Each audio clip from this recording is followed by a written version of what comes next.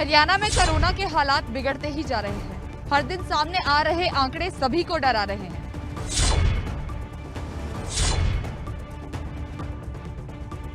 हरियाणा में कोरोना ने तबाही मचा रखी है। हर रोज कोरोना के सामने आ रहे आंकड़ों ने हर किसी के मन में दहशत पैदा कर दी है। पिछले 24 घंटे की बात करें तो प्रदेश में 13,000 से ज्यादा मामले सामने आए हैं। वहीं 151 लोगों की कोरोना से मौत हो गई। हालांकि राहत वाली बात यह है कि ये आंकड़ा 13,000 पर रुका, क्योंकि 9 मई को ये आंकड़ा 14,000 के पार था। कोरोना के बढ़ते मामले अब हर किसी की चिंता का सबब बने हुए हैं। अब ये आंकड़े ही देख लीजिए जो लोगों की लापरवाही की सारी दास्तां बयां कर रहे हैं। 24 घंटे में 13,548 नए मामले सामने आए। 151 लोगों की कोरोना से मौत हो गई। प्रदेश में अभी भी कोरोना के 1,16,867 केस एक्टिव हैं। अभी तक 5,605 लोगों की मौत हो चुकी है। वहीं जिलों की बात करें तो कुछ जिलों में कोरोना की ज्यादा मार देखने को मिल रही है। चलिए आपको एक बार हरियाणा के जिलों के बारे में भी बता दें कि वहाँ कैसे हालात बन रहे हैं। मेट्रो सिटीज में हालात ज्यादा खराब हैं। गुरुग्राम और फरीदाबाद कोरोना के हॉटस्पॉट बन गए हैं। गुरुग्राम में प्रदेश के सबसे ज्यादा केस आ रहे हैं। 24 घंटे में 2,842 नए मामले सामने आए। फरीदाबाद में 1,991 नए केस सामने आए हैं। अब उन जिलों की भी बात कर लें जहां कोरोना का आंकड़ा 500 के पार है। 6 जिलों में कोरोना का आंकड़ा 500 के पार है। हिसार से 1,328 केस आए हैं। सोनीपत से 989 केस आए हैं। महेंद्रगढ़ से सामने आए हैं 592 केस और करनाल से सामने आए हैं 643 नए केस। तो वहीं पानीपत में 563 नए संक्रमितों की पुष्टि हुई है। सिरसा से 691 नए मामलों की पुष्टि की गई है। वहीं अन्य जिलों के भी हालात कुछ खास बेहतर नहीं है। अम्बाला में 500 नए केस सामने आए हैं तो जींद में 265 नए केसों की पुष्टि हुई है। यमुनानगर से 318 नए केस सामने आए हैं तो फतेहाबाद में 324 नए कोरोना संक्रमित पाए गए हैं और पंचकुला से 477 नए मामले सामने आए। हरियाणा में कोरोना के बढ़ते प्रकोप को देखते हुए हर किसी के मन में यही सवाल है कि आखिर ये कोरोना का कहर कब थमेगा, कब पाबंदियों से छुटकारा मिलेगा। प्रदेश में लगातार कोरोना अपने पैर पसार रहा है। वहीं कुछ लोग ऐसे हैं जो अभी भी लापरवाही करने से बाज नहीं आ रहे। ऐसे में उन्हें समय रहते संभलने की जरूरत है। हरियाणा के कैबिनेट मंत्री रंजीत सिंह चौटाला आज फील्ड में उतरे हैं। इन्होंने सिरसा के कई प्राइवेट हॉस्पिटल्स का दौरा किया है, मरीजों के परिजनों से बात की है, अस्पताल में किस तरह की सुविधाएं हैं वो भी जांची है। हमारे साथ रंजीत सिंह चौटाला है। रंजीत सर, कई हॉस्पिटल्स का आपने विजिट किया सर, किस तरह की स्थिति देखने को मिल रही है, क्या परिजनों का क्या कहना है? देखिए, जैसी सिचुएशन होती है लोग वैसे ही अपने आप को तैयार कर लेते हैं।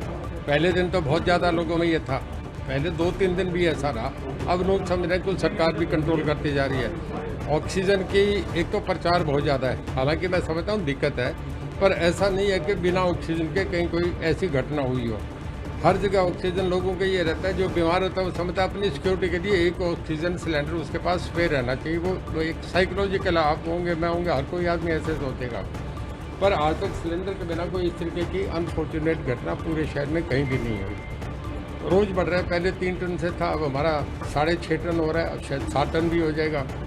तो जितने उड़ीसा से भी मंगवा रहे हैं भाई, एयर भी आ रही है, ट्रेन से भी आ रही है, हर जगह से टैंकर्स करके हम अपने सिलेंडर्स इकट्ठे करके वो भी बुनियादी कर रहे हैं कि जिस घर में डॉक्टर के बिना, प्रिस्क्रिप्शन के बिना अगर घर में सिलेंडर मिल गया तो उस पर एक्शन होगा। तो लोग बाहर भी निकाल रहे हैं आहिस्ता आहिस्ता जैसे सिचुएशन थी, क्योंकि किसी को अंदाज़ा नहीं था कि इतना इन्फ्लो एकदम आएगा। ये जो आया, जो हमें अब उसकी चिंता नहीं, शहर तो कंट्रोल है, कि गांव में जो बढ़ रहा है ना उसकी हमें चिंता है कि वो कहीं ऐसी स्थिति ना आ जाए कि उन्हें शहरों में आना पड़े। अगर ऐसे हो गया तो फिर थोड़ा सा स्थिति ज़्यादा चैलेंजेबल हो जाएगी। सर, अस्पतालों में परिजनों से बातचीत की, क्या उनकी क्या फीडबैक है, क्या उन्हें इलाज मिल रहा है, कोई समस्या हो रही है, इस तरह की कोई बातचीत आपके सामने आई हो जिसको डिस्कस किया जाए फर्दर आगे मीटिंग? अब हम एक फीडबैक ले रहे हैं। जिसका पेशेंट अंदर है, जिसपे ऑक्सीजन रख दी है, वो डॉक्टर के सामने कैसे कहेगा कि जी मेरा ठीक चल रहा है, वो तो ये कहेगा जी बहुत बढ़िया डॉक्टर साहब, बहुत बढ़िया देख रहे हैं, कोई ज़्यादा चार्जेस नहीं है। पर इसके बाद क्योंकि मैं मिनिस्टर इंचार्ज हूँ फतेहाबाद सिरसा का, ये टाइम निकल जाए इसके बाद मैं इंक्वायरी करूँगा। इसमें जो जैसे आस्था वालों का नाम थोड़ा सा ज़्यादा आ रहा है, ऐसे जिस हॉस्पिटल में ज़्यादा चार्जेस दिए उस पर एक्शन करेंगे। मैं ऐसा नहीं है इस्तेमाल करेंगे। बहुत बहुत धन्यवाद। तो बिल्कुल रंजीत सिंह ग्राउंड पर उतरे हैं, अस्पतालों का दौरा किया है और ये कहा जा रहा है कि जो अस्पताल मनमानी करेगा, ज़्यादा पैसे वसूलेगा, उन पर कार्रवाई भी की जाएगी। हरियाणा में लगातार बढ़ रहे कोरोना के मामलों को देखते हुए अब एक हफ्ते के लिए फिर से लॉकडाउन हरियाणा में बढ़ा दिया गया है। यानी कि अगले एक हफ्ते के लिए फिर से हरियाणा लॉक होगा, लेकिन इस बार पाबंदियां भी बढ़ा दी गई है और इस बार के लॉकडाउन को सरकार की ओर से सुरक्षित हरियाणा का नाम दिया गया है। हरियाणा में कोरोना का प्रकोप है, लोगों में खौफ है। हर रोज कोरोना के मामले सामने आ रहे हैं और अब इन आंकड़ों ने हर किसी के मन में घर बना लिया है दहशत का। प्रदेश में कोरोना को काबू करने के लिए क्या क्या नहीं किया गया। सूबे में धारा 144 लगाई गई, एक हफ्ते का लॉकडाउन लगाया गया, लेकिन कोरोना का तांडव थमने का नाम नहीं ले रहा। अब सरकार ने लॉकडाउन को 10 मई से 17 मई तक बढ़ा दिया है। हालांकि सरकार ने एक सप्ताह के लिए पाबंदियां बढ़ाते हुए लॉकडाउन के बजाय इसे महामारी अलर्ट सुरक्षित हरियाणा का नाम दिया है। यानी कि अब हरियाणा में 17 मई तक महामारी अलर्ट रहेगा। प्रदेश में लॉकडाउन का नाम अब सुरक्षित हरियाणा रखा गया है। पहले की तरह ही पाबंदियां जारी रहेंगी। इसके अलावा शादी समारोह में 11 लोगों को शामिल होने की ही अनुमति होगी। अंतिम संस्कार में भी 11 ही लोगों को इजाजत होगी। इसके साथ ही बारात या फिर जुलूस निकालने पर रोक लगा दी गई है। प्रदेश में लॉकडाउन पार्ट 2 से कोरोना की बेरफ्तार लगाम पर लगाम लगेगी या नहीं, ये तो आने वाले दिनों में पता चलेगा। लेकिन सरकार को उम्मीद है कि लॉकडाउन पार्ट 2 में सख्ती का कोरोना पर असर होगा। प्रदेश में लॉकडाउन तो लगा दिया गया है, लेकिन क्या इस लॉकडाउन से हरियाणा में कोरोना की बेलगाम रफ्तार रुकेगी या नहीं रुकेगी, ये तो आने वाला वक्त ही बताएगा। लेकिन हम सभी की जिम्मेदारी बनती है कि अपनी जिम्मेदारी समझें और कोरोना से बचने के लिए कोरोना के नियमों का पालन जरूर करें और दूसरों को भी जागरूक करें। साइबर सिटी गुरुग्राम में रविवार को 2842 कोरोना संक्रमण के नए मामले सामने आए हैं, तो वहीं राहत की बात ये रही कि 3739 कोरोना संक्रमित मरीज स्वस्थ घोषित किए गए। वहीं गुरुग्राम में 10 कोरोना मरीजों की मौत भी दर्ज की गई। गुरुग्राम में एक तरफ जहां लगातार आंकड़ा बढ़ रहा था, तो वहीं कल राहत की खबर सामने आई कि स्वस्थ होने वाले मरीजों का आंकड़ों में जो है वो ज्यादा रहे और नए मरीजों का आंकड़ा कम रहा। तो गुरुग्राम में हालात जो है वो लगातार बेकाबू होते जा रहे हैं। कोरोना संक्रमण को देखते हुए हरियाणा सरकार ने महामारी अलर्ट सुरक्षित हरियाणा घोषित किया है। आज महामारी अलर्ट सुरक्षित हरियाणा का पहला दिन है, लेकिन जो हालात लॉकडाउन में देखने को मिल रहे थे, जो हालात पिछले साल देखने को मिले, ज़्यादा सख्ती थी और लोग जो है कम बाहर निकल रहे थे, लेकिन इस साल ऐसे हालात देखने को नहीं मिल रहे हैं। इस साल लोग बेवजह घर से बाहर निकल रहे हैं और घूमते हुए भी नजर आ रहे हैं। लोगों के अंदर जागरूकता नहीं है, लोग लॉकडाउन के नियमों का पालन नहीं कर रहे हैं और तमाम जो बंदिश लगाई गई हैं, जो पाबंदियाँ लगाई गई हैं, वो जनता के हित में लगाई गई हैं ताकि लॉकडाउन का लोग पालन करें और कोरोना के आंकड़ों पर काबू पाया जा सके। लेकिन ऐसा होता हुआ गुरुग्राम में नजर नहीं आ रहा है। गुरुग्राम में लगातार जो आंकड़ा है वो बढ़ रहा है, लेकिन उसके बावजूद लोगों के अंदर कहीं ना कहीं जागरूकता का अभाव जो है वो देखने को मिल रहा है। लॉकडाउन के नियमों का पालन लोग नहीं कर रहे हैं और गुरुग्राम पुलिस भी इस बार ज़्यादा सख्ती नहीं कर रही है। ना ही ज़्यादा नाके लगाए गए हैं, ना ही लोगों से पूछताछ की जा रही है कि वो कहाँ जा रहे हैं, क्यों जा रहे हैं। हालांकि गुरुग्राम पुलिस का कहना है कि वो लगातार लोगों पर कार्रवाई कर रही है, लोगों का चालान कर रही है, लेकिन उसके बावजूद सड़कों पर लोग नजर आ रहे हैं और कहीं ना कहीं भीड़ भी अब लगातार देखने को मिल रही है। ऐसे में खबरें भी तक भी आपसे अपील कर रहा है कि लगातार कोरोना के आंकड़े बढ़ रहे हैं। कोरोना को काबू करने के लिए सरकार का सहयोग दें, लॉकडाउन के नियमों का पालन करें, घर से बाहर ना निकलें, बेवजह बाहर ना घूमें और अगर घर से बाहर निकलें बहुत ज़रूरी हो तो डबल मास्क लगाकर निकलें, क्योंकि लगातार कोरोना का खतरा बढ़ता जा रहा है। कोरोना संक्रमण को देखते हुए हरियाणा सरकार की तरफ से एक हफ्ते का लॉकडाउन और लगा दिया गया है और इस बार नाम दिया गया है महामारी अलर्ट सुरक्षित हरियाणा।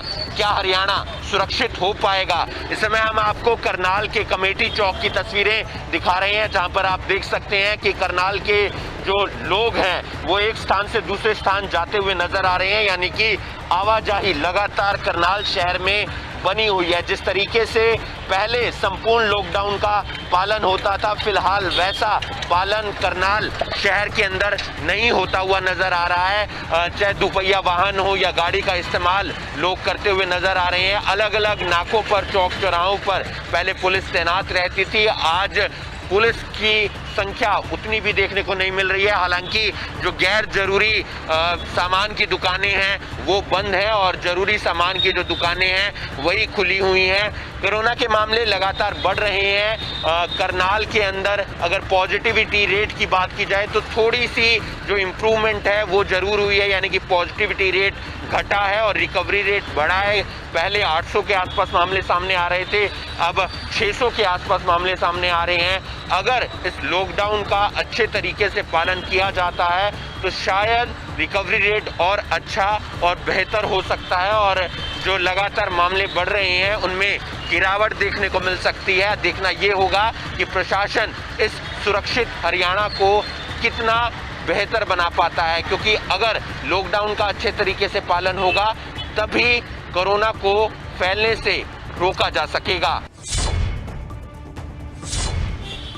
कोरोना की दूसरी लहर थमने का नाम नहीं ले रही है। कोरोना के संक्रमण को रोकने के लिए प्रदेश सरकार ने लॉकडाउन 2 की शुरुआत कर दी है। 10 मई से 17 मई तक लॉकडाउन का दूसरा चरण चलेगा। आपको बता दें पलवल जिले की, तो पलवल जिले में जो कोरोना के हालात है, जो नए 113 जो पॉजिटिव मामले सामने आए हैं, 24 घंटे में 5 लोगों की मौत भी हो चुकी है। अब तक कोरोना काल में 200 लोगों की मौत हो चुकी है। बात करें एक्टिव मामले की तो 567 एक्टिव मामले हैं। लॉकडाउन का जो चरण चल रहा है तो पलवल जिले के बाज़ारों में दूध, डेयरी उत्पाद, फल सब्जियों की जो दुकानें हैं सुबह 6 बजे से शाम 8 बजे तक खुलेंगी। किराना की दुकान सुबह 7 बजे से 10 बजे तक खुलेंगी, शाम 5 बजे से 8 बजे तक खुलेंगी। खाद्य दवाइयाँ व पशुओं के चारे की दुकानें सुबह 10 बजे से शाम 5 बजे तक खुलेंगी। मेडिकल स्टोर, केमिस्ट व फार्मासिस्ट की दुकानें 24 घंटे खुली रहेंगी। नए लॉकडाउन में अंतिम संस्कार में 11 लोग शामिल हो सकेंगे। शादी समारोह में भी 11 लोग शामिल हो सकेंगे। आपको बता दें कि जो शादी कार्यक्रम घरों में व कोर्ट में किए जाएंगे और जो ज़्यादा संख्या में लोग एकत्रित नहीं होंगे। मैं आपको बता दूं कि सरकार की भी यही कोशिश है कि लॉकडाउन के जरिए थोड़ी सख्ती दिखाकर अब की बार कोरोना के संक्रमण को तोड़ा जाए, क्योंकि पिछली बार जिस तरह से 7 दिन लॉकडाउन रहा तो इतनी सख्ती नहीं थी, लोग भी ज़्यादातर सड़कों पर दिखाई दे रहे थे। फिलहाल हम दिखाना चाहेंगे कि ये पलवल में जिस तरह से पलवल पुलिस सख्ती कर रही है लॉकडाउन के नियमों की पालना के लिए, एक गाड़ी को रोका जा रहा है, जरूरी कारण पूछा जा रहा है, जिनके पास परमिशन है उनको जाने दिया जा रहा है। बिना परमिशन वाले लोगों के खिलाफ नियम 188 के तहत कार्रवाई की जा रही है। सरकार भी, स्वास्थ्य विभाग भी बार बार यही कोशिश कर रहा है कि लोग अपने घरों में रहें, सुरक्षित रहें, बिना जरूरी कामकाज से घर से बाहर ना निकलें, तभी कोरोना के संक्रमण को तोड़ा जा सकता है। सोनीपत में लगातार कोरोना का कहर जारी है और पिछले 24 घंटे की बात कर ली जाए तो 800 से ज़्यादा नए मामले सामने आए। 39,600 के करीब आंकड़ा पहुंच चुका है। 2 नई मौतें भी हुई हैं और फिलहाल लॉकडाउन को बढ़ा दिया गया है। आज जो दूसरा लॉकडाउन लगाया गया उसका पहला दिन, आप मेरे पीछे तस्वीरें देख सकते हैं, गीता वन चौक की ये तस्वीरें हैं। और शुरुआत से ही बात हम कह रहे हैं कि ट्रैफिक को नहीं रोका गया। आप देख सकते हैं गाड़ियों की एक लंबी लाइन लगी हुई है। हालांकि भारी पुलिस बल की तैनाती यहाँ पर की गई है। हर एक गाड़ी वाले से पूछताछ की जा रही है कि आखिरकार वो कहाँ जा रहा है और क्यों जा रहा है, क्योंकि अनावश्यक बाहर निकले पर जुर्माना लगाया गया और धारा 188 के तहत मामला दर्ज करने की बात भी कही गई है। लेकिन कहीं ना कहीं लोगों में जागरूकता की कमी नज़र आ रही है। आप देख सकते हैं कि ट्रैफिक को काबू में नहीं किया गया है। लगातार ट्रैफिक, कितना लंबी लाइन, जो सुचारू रूप से जो पहले लॉकडाउन से पहले ट्रैफिक था उतना ही ट्रैफिक सड़कों पर है। ये देखिए कितनी लंबी लाइन आप तस्वीरों में देख सकते हैं कि बहुत लंबी लाइन आपको इन तस्वीरों में दिखाई देगी। दूसरी तरफ पुलिस की तैनाती है और पुलिस जो आने जाने वालों से पूछताछ लगातार कर रही है। लेकिन जिसका डर था कि लॉकडाउन लगाकर चैन को तोड़ने का एक प्रयास सरकार के द्वारा किया गया था, लेकिन उस चैन को तोड़ पाने में कहीं ना कहीं इसी के पीछे एक रीज़न माना जा रहा है कि जो लोग हैं वो अनावश्यक शहर में निकलना बंद नहीं कर रहे हैं। और हालांकि जो पुलिसकर्मी हैं उनकी तैनाती भी है और वो लगातार चेकिंग भी कर रहे हैं। लेकिन जब तक आम जनता का सहयोग नहीं मिलेगा और लोग जागरूक होकर अपने घर नहीं रहेंगे, कोरोना की चैन को तोड़ पाना नामुश्किल है। वहीं प्रशासन के सामने लगातार यही बड़ी चुनौती सामने खड़ी हो रही है कि आखिरकार वो लोगों को कैसे रोके। जुर्माना भी लगाए जा रहे हैं, चेकिंग भी की जा रही है, चालान भी किए जा रहे हैं। अब देखना यही होगा कि प्रशासन और पुलिस लॉकडाउन की पालना सही ढंग से करवाने के लिए क्या कुछ नई रणनीति तैयार करती है। सोनीपत में लगातार कोरोना का कहर जारी है और पिछले 24 घंटे की बात कर ली जाए तो 800 से ज़्यादा नए मामले सामने आए। 39,600 के करीब आंकड़ा पहुंच चुका है। 2 नई मौतें भी हुई हैं और फिलहाल लॉकडाउन को बढ़ा दिया गया है। आज जो दूसरा लॉकडाउन लगाया गया उसका पहला दिन, आप मेरे पीछे तस्वीरें देख सकते हैं, गीता वन चौक की ये तस्वीरें हैं। और शुरुआत से ही एक बात हम कह रहे हैं कि ट्रैफिक को नहीं रोका गया। आप देख सकते हैं गाड़ियों की एक लंबी लाइन लगी हुई है। हालांकि भारी पुलिस बल की तैनाती यहाँ पर की गई है। हर एक गाड़ी वाले से पूछताछ की जा रही है कि आखिरकार वो कहाँ जा रहा है और क्यों जा रहा है, क्योंकि अनावश्यक बाहर निकले पर जुर्माना लगाया गया है और 188 के तहत मामला दर्ज करने की बात भी कही गई है। लेकिन कहीं ना कहीं लोगों में जागरूकता की कमी नज़र आ रही है। आप देख सकते हैं कि ट्रैफिक को काबू में नहीं किया गया है।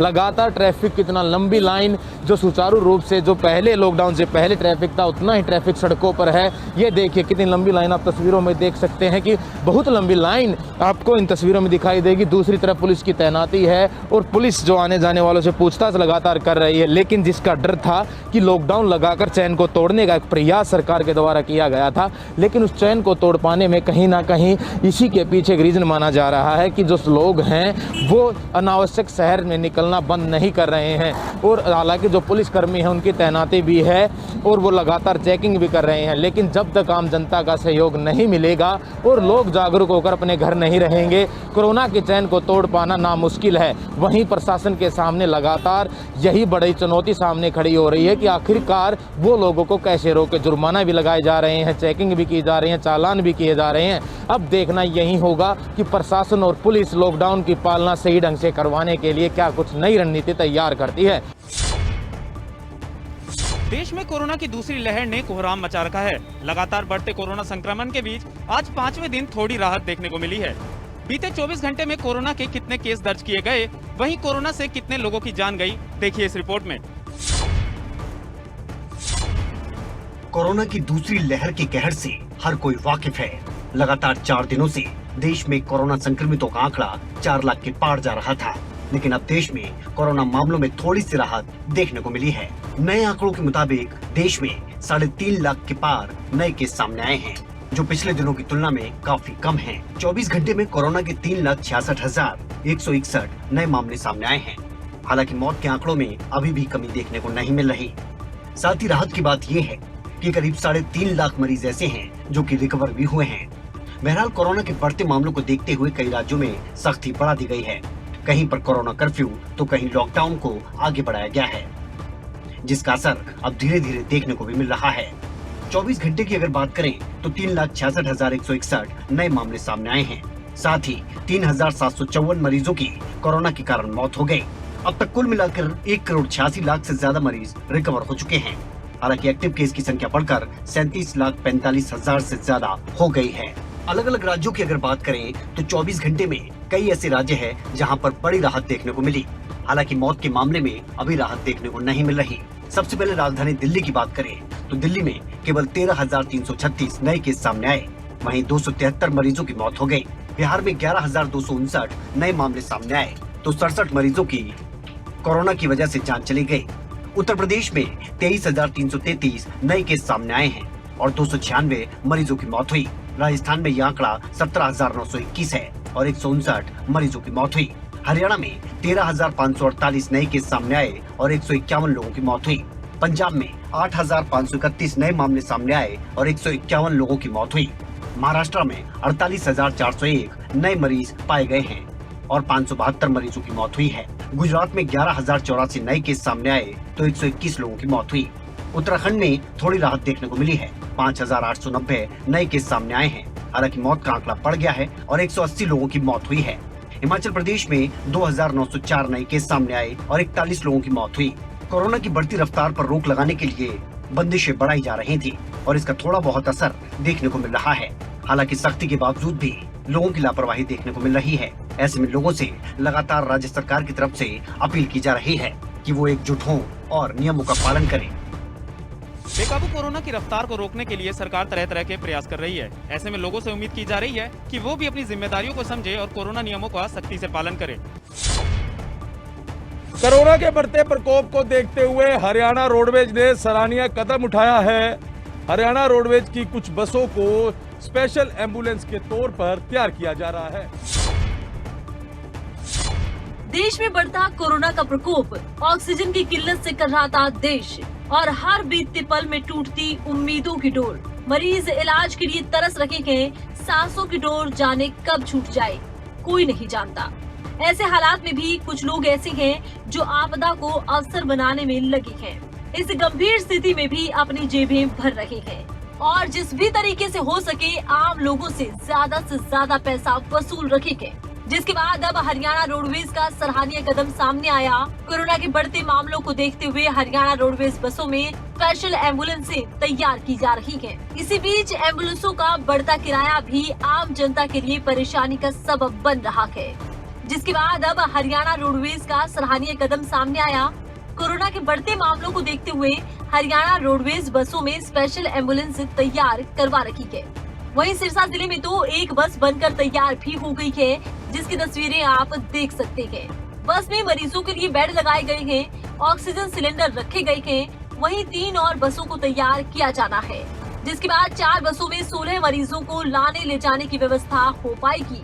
रोडवेज महाप्रबंधक खूबीराम कौशल ने जानकारी देते हुए बताया कि सरकार की हिदायतों के मुताबिक प्रबंध किए गए हैं। इन बसों के एम्बुलेंस बनने के बाद मरीजों को काफी फायदा मिलेगा।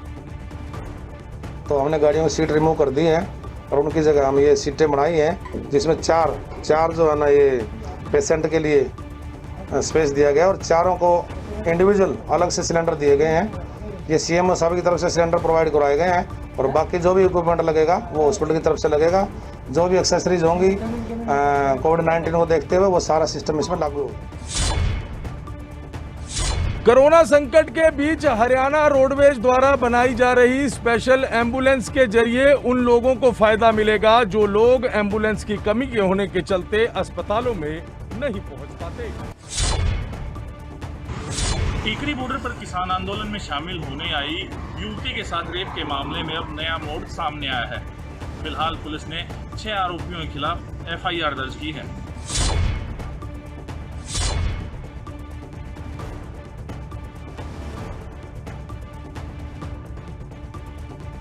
तीनों नए कृषि कानूनों को लेकर किसान लगातार टीकरी बॉर्डर पर डटे हुए हैं। वहीं इस दौरान कुछ समय पहले आंदोलन में शामिल होने आई पश्चिम बंगाल की युवती नोबिता बासु से दुष्कर्म का मामला सामने आया था, जिसके बाद कोरोना से युवती की मौत भी हो गई।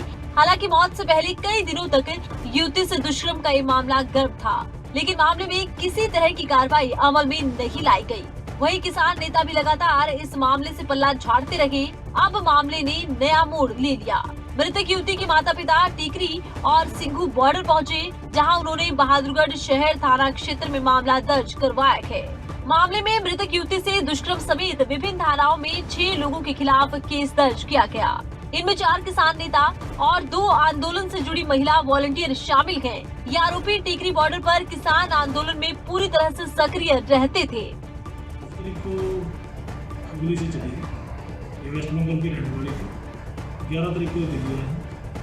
उसके बाद जो इसके पिताजी ने बताया है हमें, उनका कहना ये है कि मेरी लड़की 25-26 की रात को शिवम हॉस्पिटल में दाखिल हुई थी, जहाँ उसका कोरोना का ट्रीटमेंट चल रहा था और 30 अप्रैल को वो एक्सपायर हो गई। वहीं शहर थाना प्रभारी ने जानकारी देते हुए बताया कि मामले की जांच के लिए डीएसपी की अगुवाई में 3 इंस्पेक्टर और साइबर सेल को मिलाकर एसआईटी का गठन भी किया गया है। जल्द ही आरोपियों को गिरफ्तार कर लिया जाएगा। तो नाम के व्यक्ति ने हमें दरखास्त दी थी कि उसकी बेटी मौमिता के साथ कुछ गलत हरकत हुई और दरखास्त के अनुसार उन्होंने अनिल मलिक और अनूप के खिलाफ मुकदमा दर्ज कराया। उनके साथी भी साथ में और मुकदमा दर्ज करने के बाद एसआईटी गठित कर दी गई है। एसआईटी में डीएसपी साहब बहादुरगढ़ है, SHO city Bahadurgarh, CIA 2 Bahadurgarh, SHO women Bahadurgarh, cyber cell. फिलहाल पुलिस ने मामले की गंभीरता के साथ कार्रवाई शुरू कर दी है। अब देखना ये होगा कि पुलिस आखिर कब तक आरोपियों को गिरफ्तार करने में सफलता हासिल कर पाती है। अगर आपको हमारा ये वीडियो पसंद आया हो तो पेज को लाइक और शेयर करें और इसी तरह की हर वीडियो सबसे पहले पाने के लिए चैनल को सब्सक्राइब करें।